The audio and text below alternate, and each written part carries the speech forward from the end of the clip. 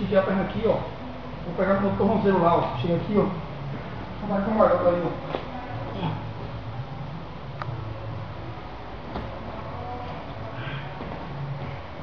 Pegada do tornozelo. Ou seja, ela é semelhante àquela, né, que eu me passasse anteriormente. Então, a segunda aquela que você bateu aqui assim, ó. Tô aqui, ó. A mão vai embaixo. Jogo o cara aqui, segura o cara aqui. Aí eu levantei aqui, ó. Vai dar na perna. Vou dar uma perna aqui, ó.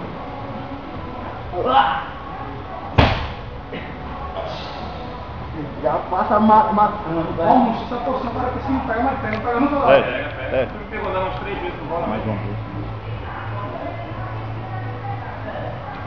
Aqui defendendo as costas. Fazendo aqui, aí eu vou. O braço que eu segurar aqui, dominar aqui, eu vou esticar a perna. Eu não posso demorar muito tempo, o cara não vai pra luta, sabe assim?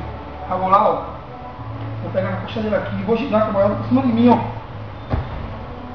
Depois daqui eu. Vou dominando já, ó.